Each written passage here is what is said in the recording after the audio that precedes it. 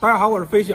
昨天晚上发布关于沈阳桃机场出租车这个问题，那么也得到了很多网友的关注和评论，然后跟大家整个梳理一下这个过程，让大家清清楚楚的了解整个事情的来龙去脉。我呢今天也是刚刚从有关部门、相关部门回来，然后咱们相关部门啊也给我做出了解释。那么处罚大概有5、6条吧，具体我也没太看，但是大概内容就是说，比如说罚钱，这是肯定的了，停运好像是停运3天，还有其他几条我没记太清啊，兄弟们。然后我也是跟有关部门说，我是不是能照一个照片，然后咱们公布出来给大家看一看。但是咱们相关部门说，尽量还是不要照，影响不太好。所以说，我也在这里，我也是非常理解有关部门，他肯定是背后也做了大量的工作，是吧，兄弟们？那么在这里，我首先给大家先梳理一下这个整个来龙去脉，这个过程到底中间经历了什么，我们说了什么。在这里啊，我跟大家详细的讲解一下。那天我出机场之后呢，大概时间是晚上11点左右。我出来之后就到一个出租车停靠点，上了一辆出租车，车子一启动，我就跟司机说：“我说师傅，咱们不走高速，咱们走沈本大道就行。咱们从21世纪广场呢穿进来就是我家。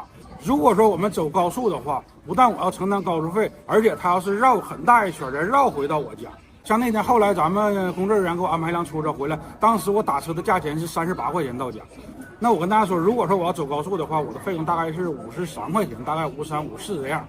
所以说就是相差了10多块钱。那我不知道咱们视频前的朋友们，换是你们是走高速还是走便道？而且那个半夜的时间段呢，我觉得走便道也不是很慢，因为它有这个红绿灯也不是特别多。就即便是有红绿灯，它红绿灯也是算钱的灯时，是不是？所以说我就说师傅，咱们走便道，咱们直接就到家了，就完事儿了。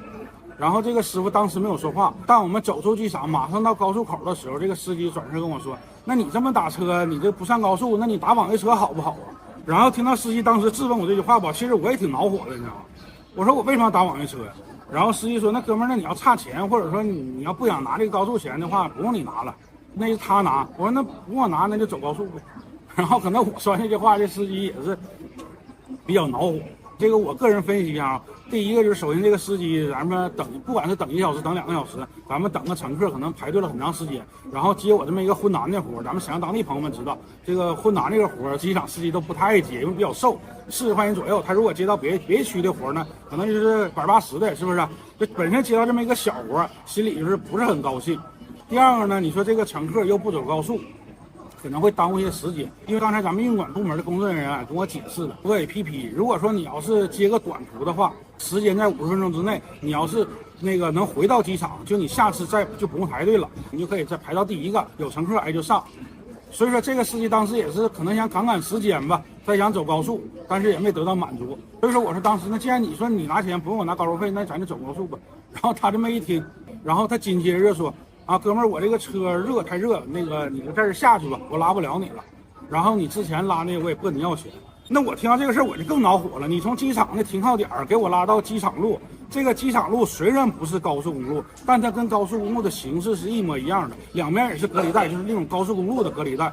这个上面是没有行人的，而且两边车速特别快，流量也特别大。这个两边车呀，出租车是打不到的，再穿过隔离带都是菜地了。就是没有行人，也没有打不到出租车。大家想想，从外面进来的出租车都是拉着乘客进来的，到机场出来的出租车呢，也都是带着乘客出来的。你给我扔到正当中这个位置，大半夜11、2点，我上哪儿打车去？然后当时我说，那我肯定不能下车。那司机就不愿意，那你必须下车。我说肯定不下车，你知道不？我说要不你给我拉回这个机场的这个打车点，你把乘客半路就甩掉啊！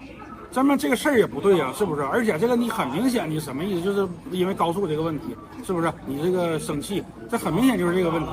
但是那个司机说那意思，他这个车故障灯亮了，后来说是不是？就是反正不管自供原因吧，那意思我拉不了你了，车有毛病了。然后这个时候呢，我跟司机在车上也是，我也特别生气，他就想让下车，我就是不下。然后我也特别生气，我们就发生了一些口角。那么这个时间呢，我也是比较害怕，然后当时觉得这个事儿我应该赶快去报警。这个时候我拿着手机就报警。报警这个过程当中呢，这个司机就把这个车开走了，然后绕了一圈，兜兜转转的又绕回到机场这边那个附近。那么前面这个过程呢，大概就是这样的。后来我都是打开视频录到了，大家也基本都看到了，这个事实已经和大家表明出来了。即便到现在，我也没得到这个司机本人的道歉。对这个出租车司机本人给我道歉呢，也没有太大的需求。说句心里话，没有什么意义，我觉得。但这个司机当时也是比较激进，是吧？首先说，赶上这样一个受活了。或者说乘客不走高速了，要求这个东西是无可厚非的，是不是？这个东西我作为乘客我也没有错，那我就不想走高速嘛，是不是？我有这个权利不走高速。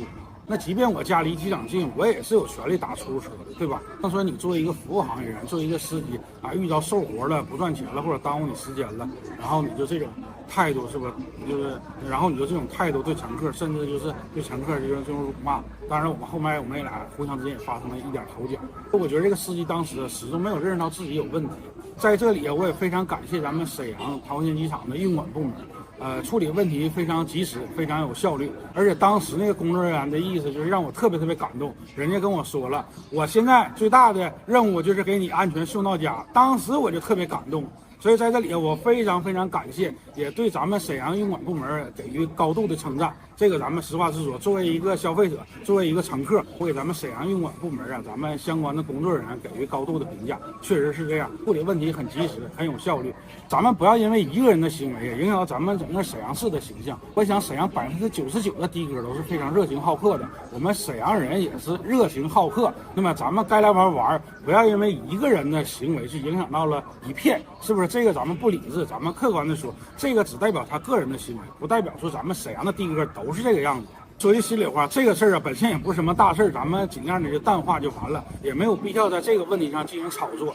那咱们沈阳的运管部门官方也给出了定论，也对司机进行了严厉的处罚。所以说这个事儿，我觉得就这样吧，到此为止吧。咱们兄弟们也没有必要再继续深究或者继续探讨这个问题了，是不是？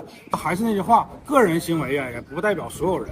咱们沈阳这座城市也是非常温馨的，所以说在这里希望咱们全国各地的朋友们有机会来沈阳玩。沈阳有美食，沈阳有美景，沈阳还有标准最高的洗浴文化。所以在这里希望咱们全国各地所有的朋友们，咱们一定到沈阳来玩。兄弟们，还有一个问题我需要跟大家强调，是关于这个视频整个，其实我录到的视频就是那么多，大家可以想象一下，我不可能之前就预知到这个问题，然后提前的把手机打开录制这个视频，是吧？我只能说这个事儿经过到一定时间段之后，然后我意识到我应该把视频打开，所以说之前的视频我是没录到的。那么我跟大家说，大家从我之后的视频其实可以看出来，当警察来到现场之后，我跟他说一定我要调取这个相关的行车记录仪。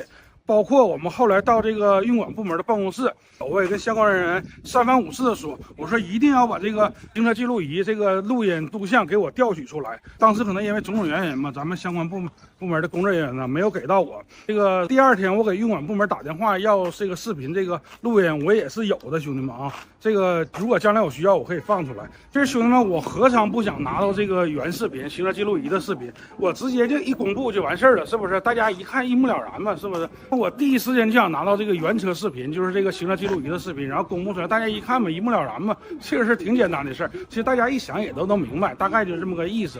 然后现在我这个评论区也出现了很多这种账号，就是隐私账号，然后在底下就是带风向也好啊，还是干嘛的，反正我不知道是谁做的这个事儿啊。现在说心里话，我也没感觉到这个当事人另一方有什么愧疚啊，或者说觉得他哪儿做错了。